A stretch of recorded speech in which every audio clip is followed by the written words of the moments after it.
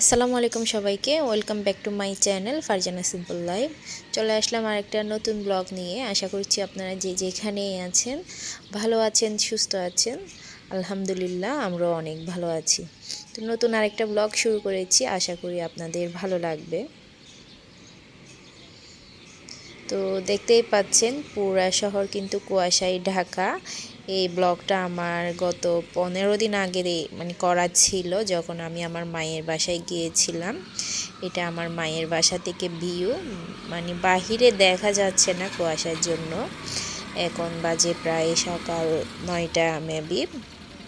তো সকাল সকাল ঘুম থেকেই উঠেছি। তো এদিকে আমাদের আয়াস বাবু আমাদের রুমে চলে এসেছে। ও কিন্তু খুবই ভোরে উঠে যায়, 8টা 9টার দিকে উঠে যায়। তো ভাবির যেদিন ভার্সিটি থাকে, ভাবি তো ভার্সিটিতে চলে যায়, আয়াস বাসায় থাকে। যখন কান্না করে ওর মামা এসে নিয়ে যায় ওর নানুর বাসায়। তো এই তো যে আমাদের সকালবেলা। এদিকে তাওরাতও ঘুম ছিল, সাথে ফাহিমও শুয়েছে তাওরাতের পাশে। তো এই আয়াসের সাথে আমরা খেলা করছিলাম, আমি আর নরিন মিলে। তো সবাই সকালে দুপুরে নাস্তা করে নিয়েছি, দুপুরে খাবারও খেয়ে নিয়েছি। আমি গোসল করে তাওরাতকে কুলে নিয়েছিলাম। তো আজকে আমি আর অরিন মিলে আসবো হচ্ছে কিছু শপিং করার জন্য। আমরা এসেছি গোলাম রসুল মার্কেটে। এটা হচ্ছে আমার দেবরের দোকান। তো আমার দেবরের দোকান গোলাম রসুল মার্কেটেই ছিল। তো ওখানে এসেছি। আর আমি দেখা যায় ক্রোকরাইসের জিনিস কিনলে আমার দেবরের দোকান থেকেই কিনি বেশিরভাগ জিনিসপত্র। তো ওর দোকানে এসেছি। ও ছিল না, আমার দেবর ছিল না, বাহিরে ছিল, নামাজ পড়তে গিয়েছিল, ম্যানেজার ছিল দোকানে। তো জিনিসপত্র দেখলাম তেমন, যা যা প্রয়োজন সেগুলাই নিয়ে নিচ্ছি। তো আমার দেবরকেও ফোন দিচ্ছিলাম, ও ফোন দোকানেই রেখে গিয়েছিল, তো রিসিভ করতে পারেনি। তো আমার যেটা যেটা পছন্দ হয়েছে আমি রেখে চলে আসছিলাম, বাসায় চলে এসেছিলাম, যেহেতু তাওরাতকে বাসায় রেখে গিয়েছি। তো নুসাইবার আব্বুকে ফোন করে বলেছি যে উনি এসে দোকানে এসে আমার দেবরের কাছ থেকে জিনিসপত্রগুলো বাসায় নিয়ে আসার জন্যে।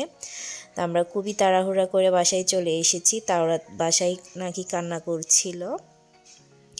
তো বেশি কিছু কিনিনি, দেখা যায় যেটা প্রয়োজনীয় জিনিস সেটাই কিনেছি। এত অতিরিক্ত জিনিসপত্র কেনা উচিত না, যেটা পরে থাকে, যেটা ব্যবহার করা যায় না। তো যেটা প্রয়োজন সেটাই নিয়েছি।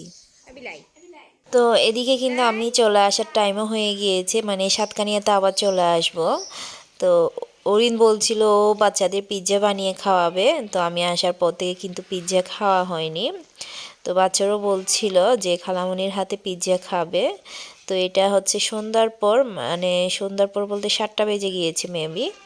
তো আমরা অরিনের বাসায় গিয়েছি। আমি কিন্তু আমাদের বাসায় চলে আসছি মার্কেটে থেকে, আর অরিনের বাসায় চলে গিয়েছে। তো আমি একা যাব না, বাবিকেও সাথে নিয়ে নিব।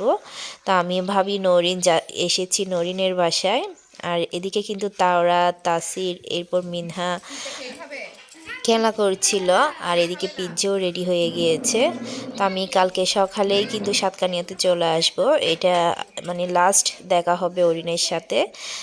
লাস্ট দেখা করে আমি পরের দিন সাতকানিয়াতে আবার ব্যাক করব।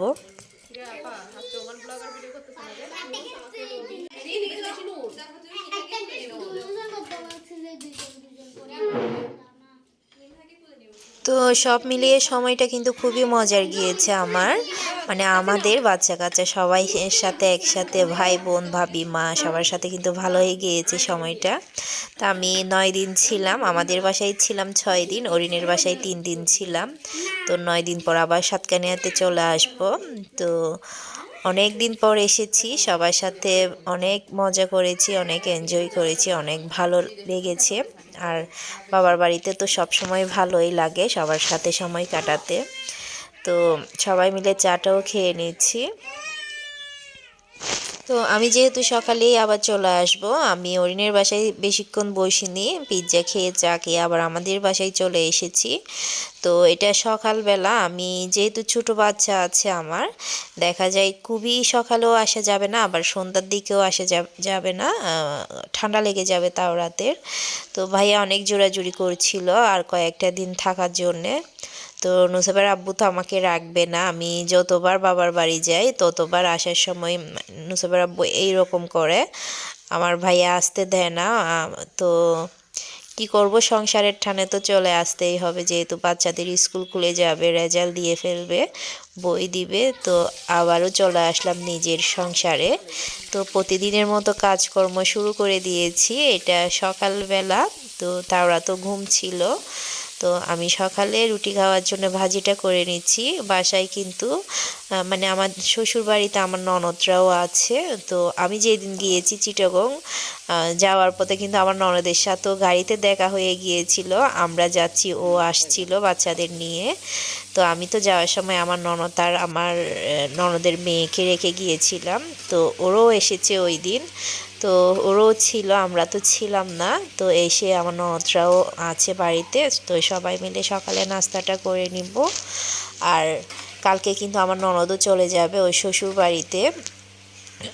দেখা যাচ্ছে আমাদের শ্বশুরবাড়িতে আগামী সপ্তাহে একটা বিয়ের অনুষ্ঠান আছে, তো ও কিন্তু আবার বিয়ের জন্য আসবে, যেহেতু ওর মেয়েরও রেজাল্ট দিয়ে দিবে, মানে আমার ননদের মেয়েদেরও রেজাল্ট দিয়ে ফেলবে, তো স্কুলে যেতে হবে, তাই ও চলে যাবে কালকে।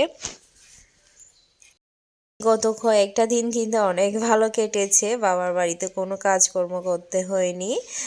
ভাবি রান্না করেছে, বোন রান্না করেছে, আমি বসে বসে শুধু খেয়েছি, অনেক আরামের মধ্যেই ছিলাম। আর নিজের সংসারে তো সব নিজের কাজ নিজ থেকেই করতে হয়, সব একা হাতে করতে হয়। তো করতে ইচ্ছে করছিল না, যেহেতু সবাই আছে, বাচ্চারা আছে, হাজবেন্ড আছে, তো করে নিচ্ছি সবার জন্য নাস্তাটা।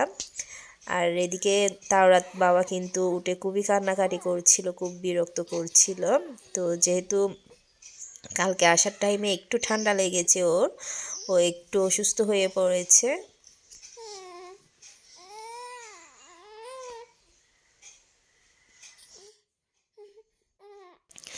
ঠান্ডার সময় না ছোটো বাচ্চাদের নিয়ে খুবই প্রবলেমে পড়তে হয়। দেখা যায় যাদের বাড়িতে ছোটো বাচ্চা আছে তাদের কিন্তু খুবই যত্ন সহকারে বাচ্চাদের রাখতে হয়, যেহেতু শীতের সময় অনেক বেশি ঠান্ডা। আর এইবারে ঠান্ডা না মনে রাখার মতো, মানে কালকে রাত্রে আমি ঘুমাতে পারিনি ঠান্ডার জন্য, সব দিকে দরজা জানলা বন্ধ করে রেখেছি, তবুও কেন জানি না আমার বাতাস আসছে মনে হচ্ছে, খুবই বেশি ঠান্ডা লেগেছে। তো এই গত কয়েকটা দিন চিটাগং ছিলাম, ওখানেও খুব বেশি ঠান্ডা পড়ছিল, বাসায় একটু কম, বাহিরে অনেক ঠান্ডা ছিল। আর গ্রামে তো প্রচুর ঠান্ডা পড়ছে, সাতকানিয়া তো অনেক বেশি ঠান্ডা পড়ছিল। তো এবারে ঠান্ডা আমার মনে হচ্ছে এইবারেই বেশি হচ্ছে। তো আগে শুনেছিলাম, দাদুদের কাছ থেকে শুনেছিলাম যে এই বছর নাকি বর্ষা কম হয়, সে বছর ঠান্ডাটা বেশি পড়ে, মানে উনা বর্ষা দোনা শীত এরকম শুনেছি দাদুর কাছ থেকে। তো এবারে কিন্তু বর্ষাটা একদমই কম ছিল, তাই শীতটা মনে হয় বেশিই পড়ছে। তবে মনে রাখার মতো এই শীতটা।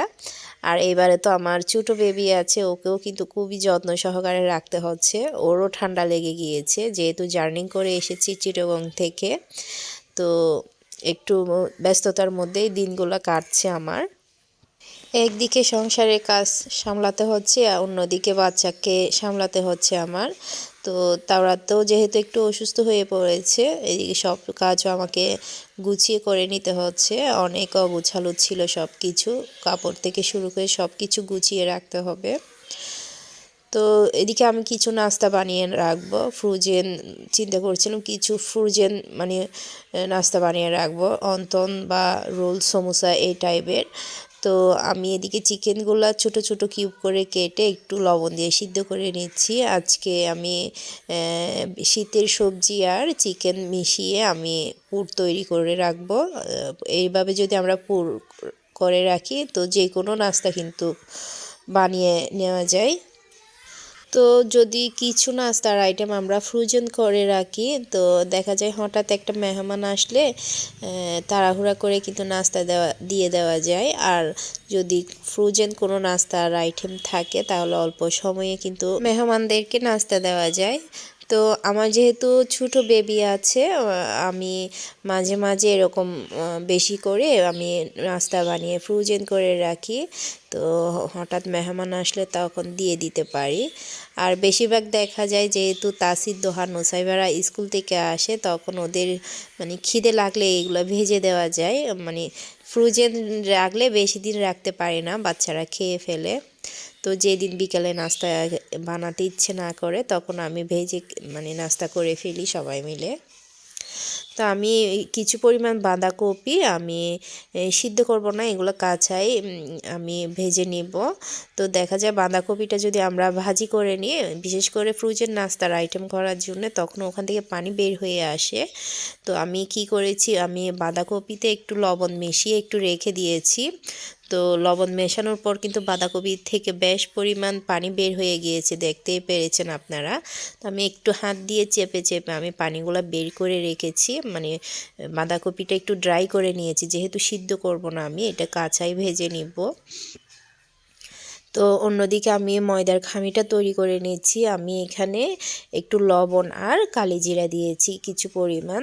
তো আমার সমোসা বলেন বা রোল বলেন, একটু কালিজিরা যদি দিয়ে দিয়ে একটা ফ্লেভার থাকে কালিজিরার, তো আমি কিছু পরিমাণ কালিজিরাও দিয়ে দিয়েছি। আর একটু পরিমাণ সয়াবিন তেল দিয়ে ঠান্ডা পানি, এটা নর্মাল পানি যেটা, তো ওটা দিয়ে খামি তৈরি করে নিচ্ছি।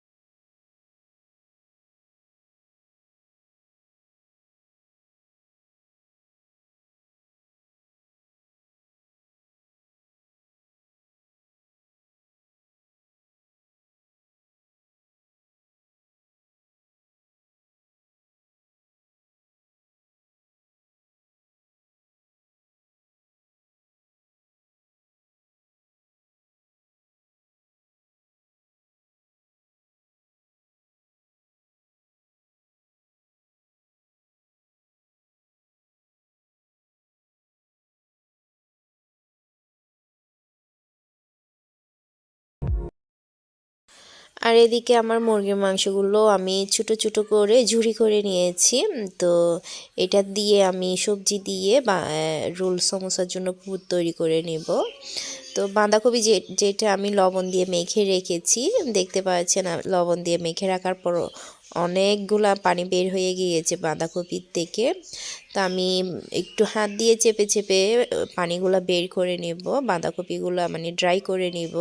তো এভাবে যদি আমরা পুরের জন্য বিশেষ করে সবজি বানাই, এটার থেকে বাঁধাকপির একটা স্মেল থাকে, কাঁচা স্মেল থাকে, তো ওঠেও কিন্তু থাকবে না, খেতে অনেক ভালো লাগে। এই বাঁধাকপির পুর দিয়ে যে কোনো আইটেম বানালে, নাস্তার আইটেম বানালে অনেক বেশি ভালো লাগে, ওই বাজে স্মেলটা থাকে না। দেখা যায় ফুলকপি আর বাঁধাকপি, মূলা এইসব সবজি থেকে খুবই একটা স্মেল থাকে, মানে কাঁচা স্মেল থাকে, অনেকে কিন্তু এই স্মেলটা পছন্দ করে না। তো আমি একটু লবণ দিয়ে চেপে এই পানিটা বের করে নিয়েছি। এখন বাঁধাকপিটা বেশ ড্রাই হয়ে গিয়েছে, এভাবে একটু হালকা ভেজে নিলে অনেক বেশি মজা হয় খেতে। তো দেখা যায় সমোসা রোল বা অন্থন বলেন, এই সবজির রোল দিয়ে মানে সবজির পুর দিয়ে আমরা যখন ফ্রোজেন আইটেম তৈরি করি, যদি এই সবজিটা একটু বেশি ভাজা হয় খেতে তেমন বেশ ভালো লাগে না তেমন। তো যদি একটু হালকা কাঁচা কাঁচা থেকে যায়, মানে কচকচা ভাব যেটা, ওটা থাকলে খেতে অনেক বেশি মজা লাগে এই সবজিটা। তো আমি তেল বেশি দিই নাই, দেখা যায় আমরা রোল সমোসার জন্য যদি সবজিতে একটু তেল বেশি দিয়ে দিই, এটা কিন্তু তেল তেলে হয়ে যায়, মানে তেল সরে যায়। তো আমি পরিমাণ মতো তেল দিয়েছি, এরপর পেঁয়াজ কাঁচামরিচ দিয়ে দিয়েছি। তো সামান্য হলুদ আর জিরে গুঁড়া দিয়ে দিব। আর বাঁধাকপির সাথে আমি গাজরও দিয়ে দিচ্ছি। এই গাজরটা আমি হালকা সিদ্ধ করে নিয়েছি, বেশি না, শুধু একটু মানে গরম পানি দিয়ে একটু সিদ্ধ করে নিয়েছি। তো এটা নিয়ে আমি পুরের জন্য রেডি করে নিচ্ছি। তো আজকে ভয়েসটা দিতে আমার অনেক বেশি মানে ভুল হয়ে যাচ্ছে মেবি। তো একটু ঠান্ডাও লেগেছে আমার, বুঝতে পারছেন কথাগুলো একটু নাগা নাগা হয়ে গিয়েছে, নাকের ভেতর কথাগুলো বলছি। তো কি বলতে কি বলে ফেলছি আমি নিজেও জানি না। তো আজকে ব্লগে যদি কোনো ভুল ত্রুটি হয়ে থাকে প্লিজ আমাকে ক্ষমা সুন্দর দৃষ্টিতে দেখবেন। তো ভুল থেকেই তো মানুষ শিখে, তাই না? তো আমারও ভুল হয়, অনেক বেশি ভুল হয়। তো অনেকেই কিন্তু আমাকে কমেন্ট করেও জানান যে এরকম হয়েছে। তো আপনারা যে কমেন্টে আমাকে জানিয়ে দেন সেটা আমার অনেক বেশি ভালো লাগে। তো আজকের ব্লগটা কেমন হয়েছে আমাকে কমেন্ট করে জানাবেন। আর আমি সব সময় বলি আপনাদের কমেন্টগুলো পেলে আমার অনেক বেশি ভালো লাগে, আর পড়তেও অনেক বেশি ভালো লাগে। তো সবজি, যেহেতু সবজি দিয়েছি আমি, এই সবজির বিশেষ করে বাঁধাকপি আর গাজর একটু ঝরঝরা হয়। তো রোল সমোসার মধ্যে দিলে একটু ঝরা ঝরা হয়ে যায়। তা আমি অল্প ময়দা বা আপনারা চাইলে কিন্তু কর্নফ্লাওয়ারও দিয়ে একটু ঠান্ডা পানির সাথে গুলে আমি সবজির মধ্যে দিয়ে দিয়েছি। এভাবে যদি দিই সবজিটা একটু আঠালো টাইপের হয়ে যাবে, তখন যখন আমি পুর দিব মানে রোল সমোসা অন্থনে পুরগুলা দিব তখন একটু আঠালো আঠালো থাকবে আর সবজিগুলো ছুটে যাবে না। তো আজকের ব্লগে দেখেছেন আমি ফ্রোজেন আইটেম করার জন্য আমি খামিটাও তৈরি করে নিয়েছি, সবজিটাও তৈরি করে নিয়েছি। তো দেখা যাচ্ছে সব কিছু যদি আজকেই দিয়ে ফেলি, মানে এই ব্লগে দিয়ে ফেলি, ব্লগটা অনেক বেশি বড় হয়ে যাবে, আপনাদের দেখতেও তেমন ভালো লাগবে না। তো পরের ব্লগে আমি কিভাবে এই ফ্রোজেন নাস্তা বানাবো এই সবজি দিয়ে আপনাদের সাথে শেয়ার করব। তো এগুলো করতে করতে কিন্তু রাত অনেক হয়ে গিয়েছে, এদিকে বাচ্চারও ঘুমাচ্ছে আর তারা তো উঠে যাবে এখন। আমি রাত্রে শোয়ার আগে 1 কাপ চা খেয়ে নিই। তো তাওরা যেহেতু এখনও ছোটো, ও রাত্রে তেমন ঘুমায় না, মাঝে মাঝে কান্না করে। তো 1 কাপ চা খেয়ে যদি শুই আমার আর মাথা ব্যথা করে না। তো এদিকে দেখতে পেয়েছেন তাওরা যেহেতু একটু অসুস্থ, ও উঠে গিয়েছে। তো রাত্রে দেখা যায় বাচ্চারা তেমন বেশি ঘুমায় না, তো তারা তো ঘুম থেকে উঠে যায়, মানে রাত্রে কয়েকবার উঠে ঘুম থেকে। আর এদিকে তাসির দোহাকেও আমার সাথে রেখেছি, যেহেতু ওরা চিটগং, ওরা অন্য রুমে একা থাকবে না। আর নুসাইবা ওর দাদুর সাথেই থাকে। তো বাসায় দেখতে পেয়েছেন এত বেশি ঠান্ডা পড়ছে, আমি পায়ে মোজা দিয়ে বসে আছি, এত বেশি ফ্লোর থেকে ঠান্ডা উঠছিল কি বলবো। তো মোজা পরলে একটু আরাম লাগে। এদিকে রাত 11টা বেজে গিয়েছে। তো আমি তাওরাতকেও ঘুম পাড়িয়ে দিব। আমি চা খেয়েছি, ওই মগটা আমি বেসিনে রেখে আসব, সকালেই পরিষ্কার করব। আজকে এই পর্যন্ত, সবাই ভালো থাকবেন, সুস্থ থাকবেন। আসসালামু আলাইকুম, আল্লাহ হাফেজ।